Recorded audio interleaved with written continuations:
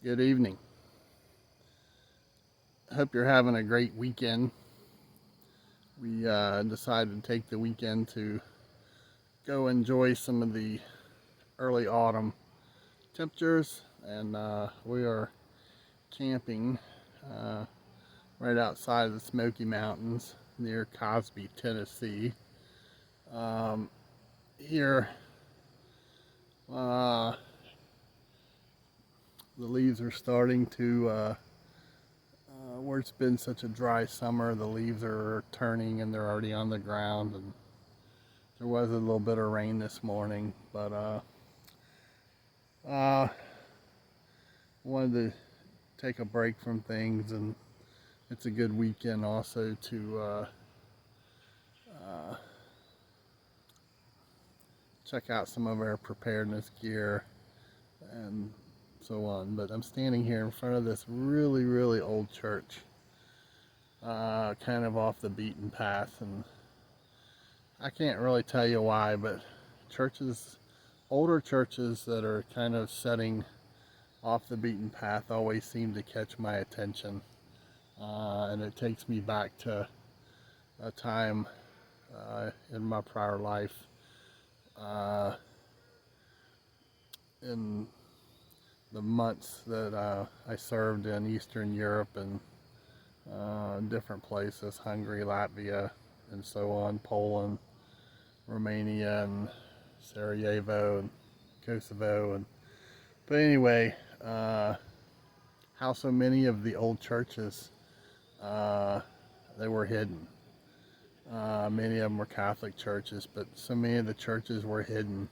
And we American GIs would, when we had any downtime at all, especially out doing risk assessments and in the towns with the people, we would often try to find the hidden churches.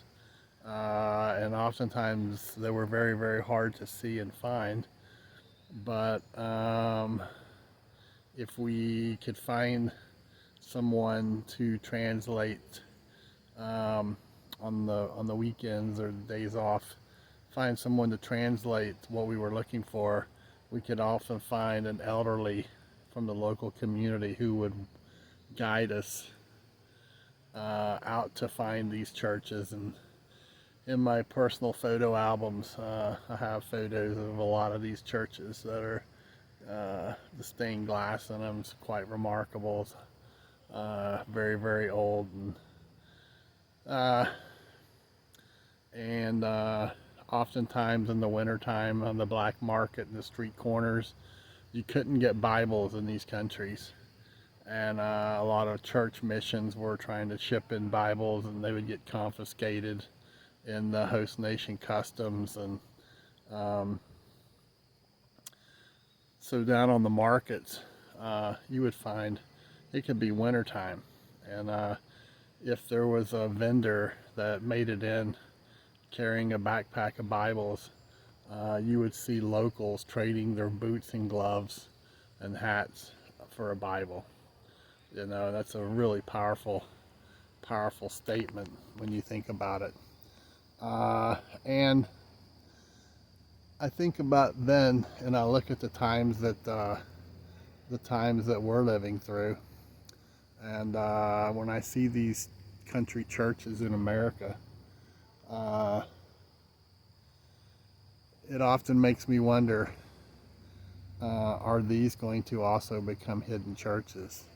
Years and years ago, in my early years in the military, I was in the Middle East in Saudi Arabia, and would go to a church service of the underground. They called them underground services, and a van would pick you up and take you to a warehouse in the city of Riyadh, and then you would walk to an underground room, and they would allow the American Christian military to have services there. So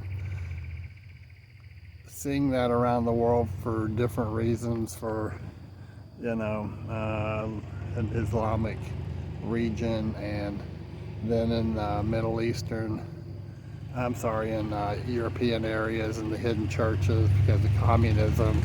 And then now there's so much hatred towards people of faith, and it makes me wonder, uh, are we going to see underground churches here in America coming uh, in the near future?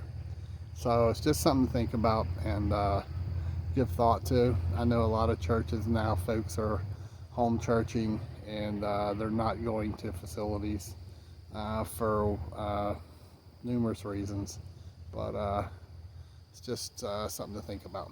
So anyway, I wanted to share that with you and give you something to think about.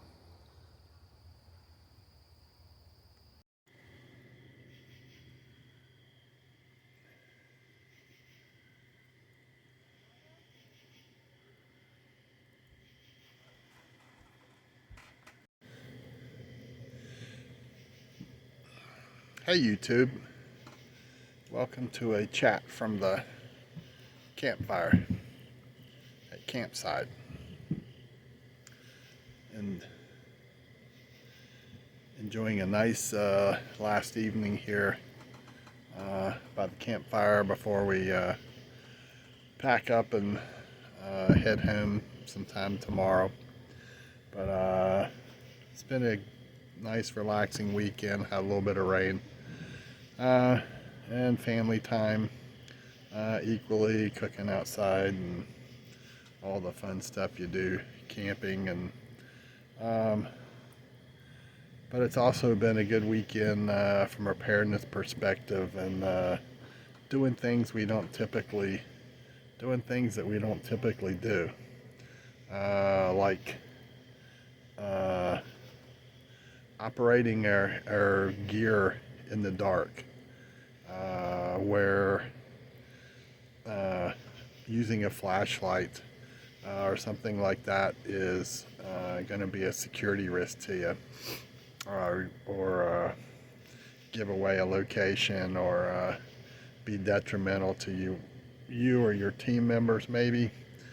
But learning how to use night vision, and your starting point is in the dark. Do you know where your fingers should go to push what buttons, to mounting your gear or changing out your batteries if you need to change out your batteries? All types of gear like that, flashlights, infrared lights, if you by chance have them, even down to your rock throwers, things that go pow pow. Can you do a function test on this equipment in the dark, practicing blindfolded on stripping, field stripping, clearing, getting jams out, stovepipes, hot firing, having a hot round inside, and you got to clear that weapon. Can you do these things in the dark? Have you tried it? So as time goes forward, these are great opportunities to do 24, 48, and 72 hour preparedness weekends. Throw your breaker, turn off your power, right? And see how well you survive without a hot water tank, utilizing your secondary and third line backups from your primaries if you're not on some form of generator backup, solar, and things of that nature. We have plans on how we're going to cook and things like that when the grid goes down. Well, go try it, see how well it works out, see if you like the food. These are all tests that we all should be doing every opportunity we get. Okay. Getting things out of boxes and reading the instructions, making sure you have the right batteries. If you need batteries, a lot of the equipment needs batteries, or it's a USB charged, and how you're going to charge things when the grid goes down, right? Uh, so it's a lot to think about. If you can't remember it, you need to be making checklists, right? Until it becomes like second nature, memory-wise, um, to you and to your family members and to your teammates. Okay, we've talked about it before. Do you know maximum ranges and effective ranges of your pow pows? Do you know how to deploy your pow pows in an offensive and defensive measure effectively? State laws um, in your surrounding. Are you in a rule of law without rule of law environment? Where you're at the time, you may have to use your pow pow.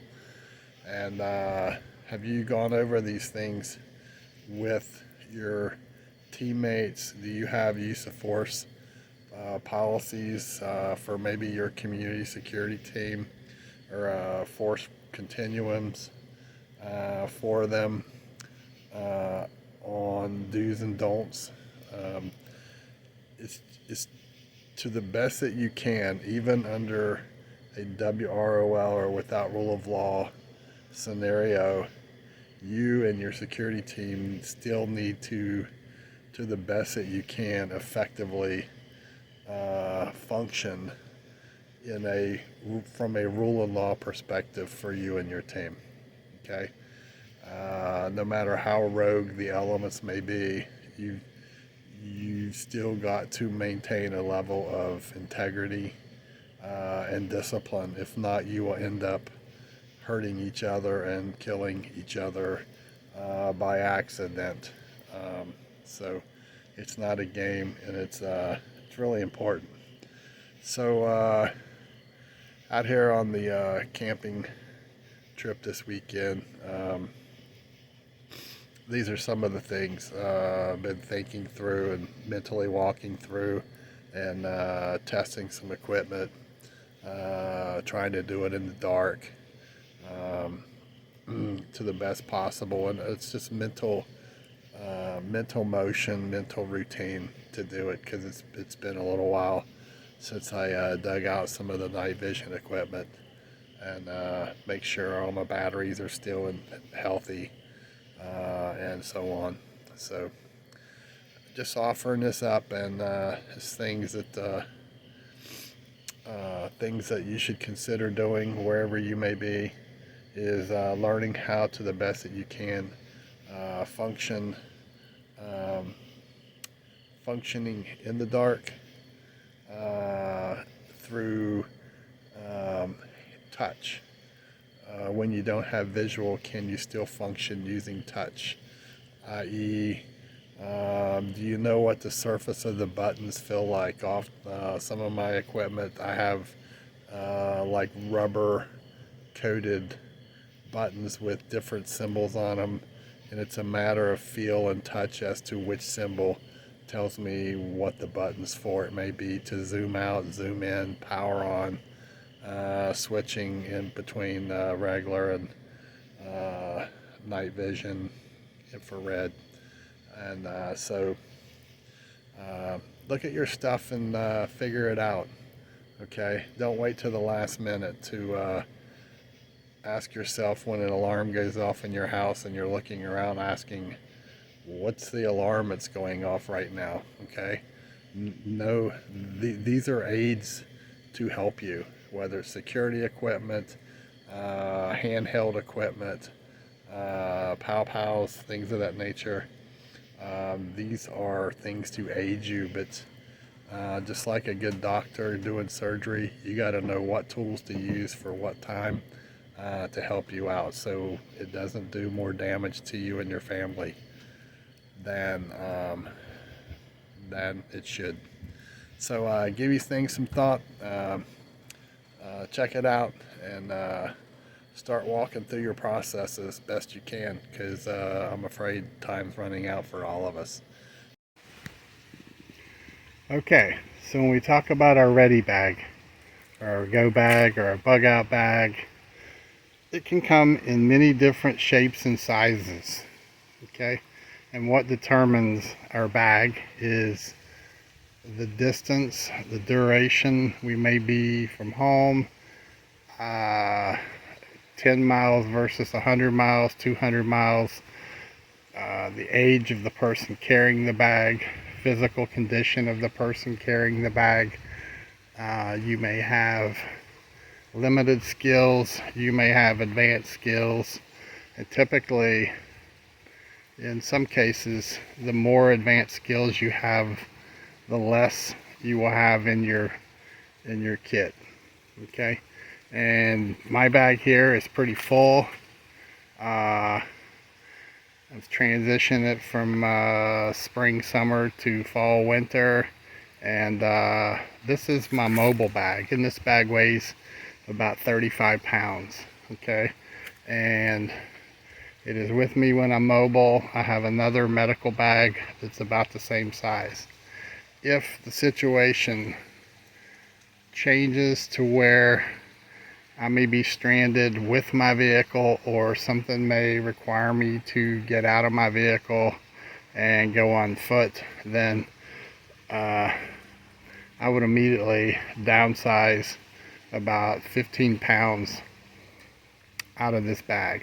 Okay, and I will show you some other options if you want to go full bag, or if 25 pounds is too heavy, 20 pounds is too heavy. I will show you some options you can consider to continue to use your bag in a mobile fashion, yet you're on foot. Okay, so let's start. I'll start by compartment, kind of breaking down what I have in my bag. Again, the bag is tailored to me. What's in here may not be good for you. You may not need it, or you may need it. Your bag is your personal choice of what you think you may need. All right. Something I would also encourage you to not do is do not order a bag pre-packed that comes with $100 to $300 worth of junk.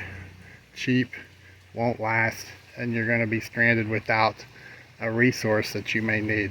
Okay, so also, don't go down to the sports store and buy a bag and then buy your resources that you're going to fit in the bag.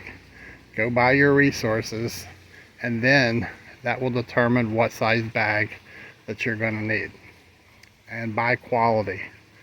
Don't buy cheap bags that are going to rip, or bags when they get wet, everything inside your bag's going to get wet, and so forth. Okay, so let's get started. So first off, I have items that I don't always keep in my bag. I keep them in a small bag, and then when I depart home, I grab that small bag. For example, my bivy stick for communications. My bivy stick is in a EMP proof bag. This means I can communicate using an app on my cell phone. I don't need a cell signal to send an SOS, or I can send email or text to other bivy possessors, or I can also send it to a cell phone as long as that person has some form of a cell signal. I also keep multiple lights. I have 2 headlamps right here, and I have a tool, lightweight, made by SOG, that has multiple resources I can use for poking holes in leather, knives, and so forth. Remember, 1 is none, 2 is 1, and 3 is better. So some things I have that multiple resources that will do multiple tasks, and the whole point in that is to always have a backup. So on the outside, I have a knife here. This is a bigger knife. I have different size knives, and you can see here Um, it offers me different options that I can use on the outside here. I also have a portable saw that's easy access, tied to the outside. So on the saw, you can see there's a press button here, and it folds out, locks, and it offers me the ability, if I'm mobile, if the roads are blocked, or if I'm on foot, I can use this saw for multiple purposes: firewood, cutting paracord, and so on and so forth. Granted, I would use a smaller knife for the paracord. I always keep a poncho here. I've had this from my military years, but I can use it for myself, or I can also use it to cover my bag. Then on this side I have a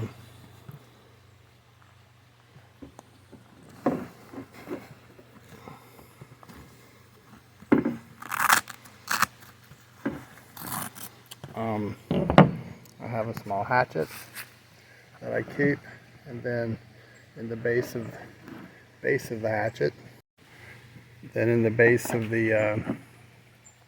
hatchet, it's got a blade that slides up inside of it, and this is made by Gerber. Okay, so these are attachments I have on the exterior. I also have a small alarm here that I can use and string end to end between trees, on tent doors, anything of that nature. And if the strings are walked through, tripped on, it will separate this device and it sets off an alarm. Very handy. Again, it's loud enough, it's going to let me know something is near. I have a tourniquet here attached, and then I also have in this pocket, I also have another knife. Again, this is weight, and if I have to go mobile and I'm on foot and I'm not if I'm carrying my bag and I'm not pulling it in a cart or something of that nature, some of this weight is going to get dropped. Again, here is another knife you can see attached here. And then down on the side at the bottom below my tourniquet,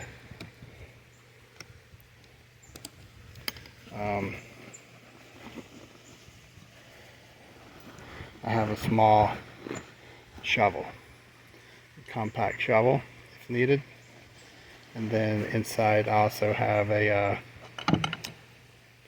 handle that goes on the shovel that screws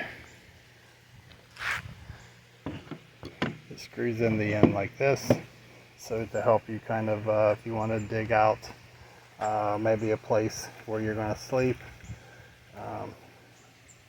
fill it full of leaves, twigs of that nature to soften, separate you from the ground. You can also cut with it and so on. So it's small, it's lightweight. So these are all my exterior items that I have.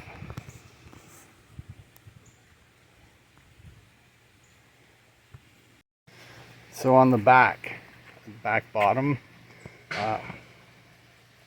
of the pack on the left, this has a cheap compass on it. I have a primary compass. I got a set of earplugs. The biggest reason I have this in here is it's a whistle. In the front I have fire tabs, lots of waterproof matches, but this here is all my fire starter and lighters, matches, things, fuel tabs, as I said, things for fire starting. On this side, I have some first aid. Again, I have a large medical bag. I have more first aid inside. These items right here are kind of like barter. They're kind of like barter bags. There's 2 of them inside. I have a floaty with some fishing line, some Q-tips, tissues for toilet paper. I have a pen, and then inside here we made these little handy dandy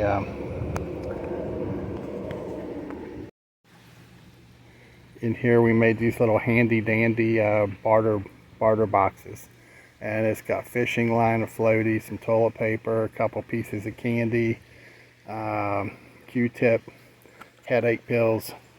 That worst case, I have them on the outside so I can get to them, and if needed, and I could give it to someone along the path, maybe just as a token of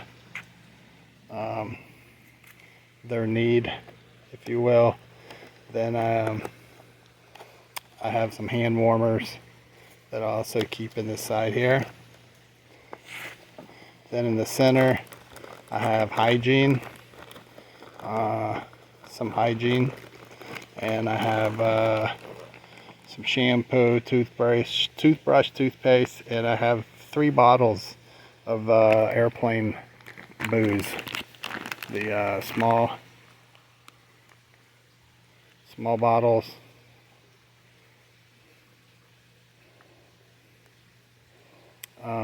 As needed, but the booze could be used for cleansing wounds and so forth, or even as a remedy to kind of numb, if you will.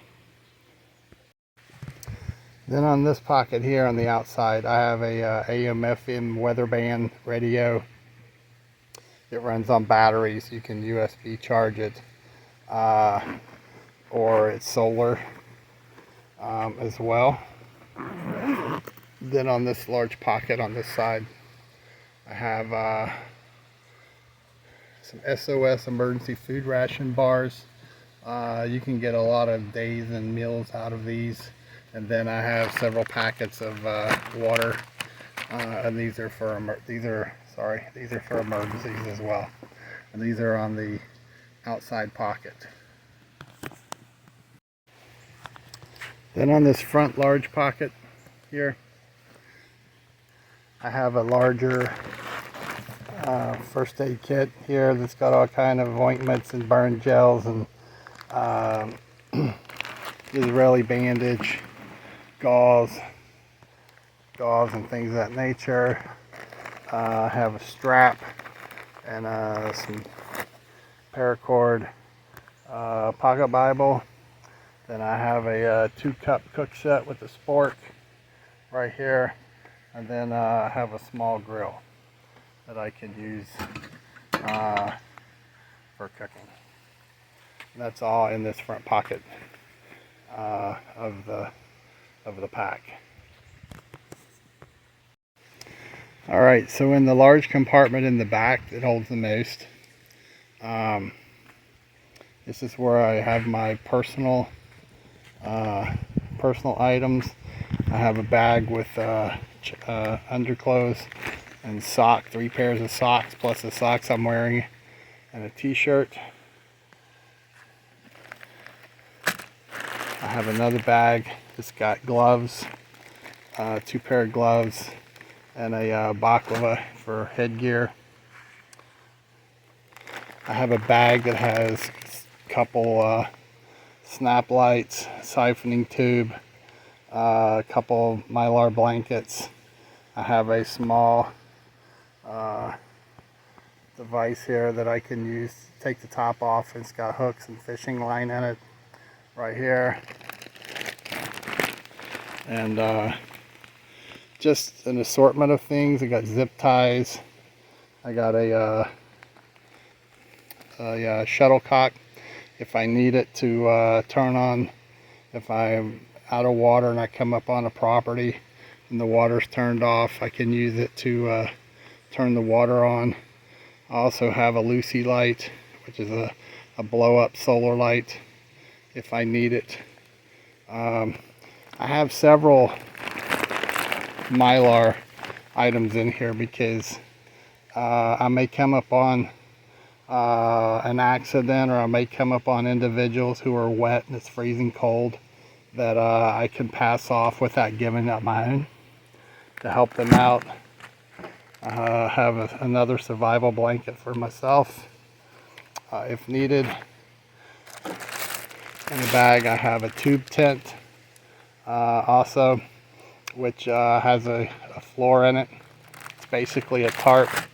And then worst case, I have a large orange on one side, silver on the other, and worst case I can lay it out long ways and roll up in it and cover myself with leaves if needed for cover. And it's waterproof as well. So always keep a spare pair of eye goggles, change of clothes in here, and I have an assortment of foods in here. The small tuna packs, the small packs that have Spam in it, and some small freeze-dried meals. So with the SOS bars and what I have in here, I have at least 10 days of foods available to me. So and other things I didn't dig out is that's important. I have some moleskin. Got to protect your feet. And I have a small solar panel that I put with my kit, and I have some portable gadgets to use for alarms if I need them, if I'm bedded down. And there's some other things in the other small bag, but this is the basics of what I keep in my big bag. And like I said, if need be, I would downsize all the outside attached bags. I can drop off and go with a straight bag and drop the weight down immediately to about 20 to 22 pounds.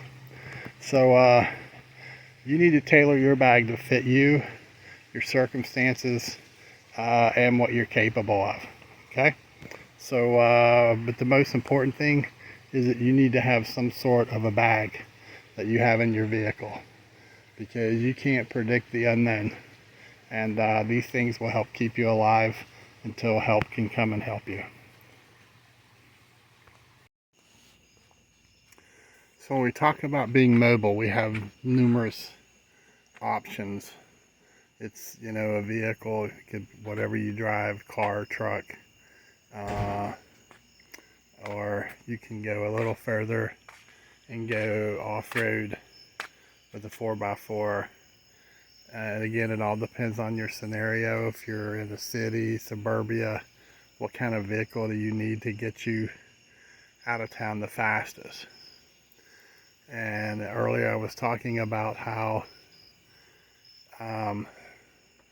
you may have to cut and run from a vehicle and have to depend on your feet. But depending on your age, your physical shape, physical limitations, you know, and all that, you may be slower if you go on foot. It may be your only choice, but you may be slower. You may want to look at other options, and another option is what's called an e-bike or an electric bike. It has a rack on the back that you can put your bag on, your gear on, to haul it. It electric charges, or you can use solar capability to charge it. It has a headlight on it to go at night. It's got off-road knobby tires. You can pedal this bike, or you can power it for additional speed and support. Pedaling it does not recharge it. Pedaling just assists We've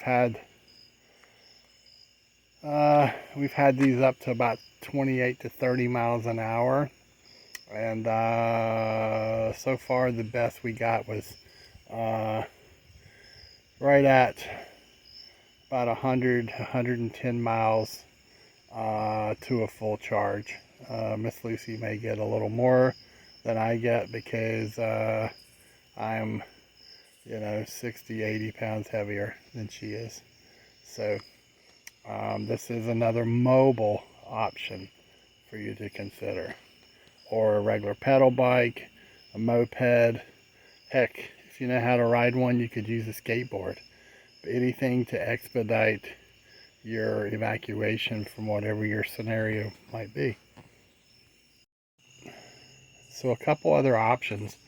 If you have lost your mobility and you're now on foot and your bag and gear is too heavy, this is a Radio Flyer wagon. I know a few folks who have these, keep them in their vehicles, and you can throw 2 bags in them. They do fold up pretty compacted to help you. So they're fairly light and easy to use. Another option, if you have one available, is you can use a golf caddy. You can strap your gear onto it. It has the 2 tires. You simply pull it. You could be creative up around the handles, and you could put a couple of pow mounts on here. You could also put lights on it if you so. It all depends on you, your scenario, what you're trying to escape from. You may be not escaping from anything. You may simply be broken down in the middle of nowhere, and your circumstances are driving you from your vehicle for whatever reason, and your gear or your bag's too heavy to carry, so you're going to need a device that will help support carrying whatever it is you're trying to carry. So this is just another aid that you need to consider for what's your best bet for your scenario. So these are just some thoughts to help along the way to give consideration to for what best fits your picture and your scenario and your capability without breaking the bank. All right, so I hope this helps you out in some way. So be blessed out there, stay safe, keep your head on a swivel, don't lose hope, and this is simply to keep you functioning, thinking, going in the right direction, so you don't get blindsided. And if you like this video, please hit like. And if you got some good tales of training and things of lessons learned, please share them. You can put them in the comment below or email them to me at preparedness101@protonmail.com. And if you have not subscribed, please consider subscribing and helping us out. And thanks to those who have subscribed in the last week or 2. It's much appreciated. And again, keep your head on a swivel and be blessed. And don't forget to give thanks. Bravo Echo out.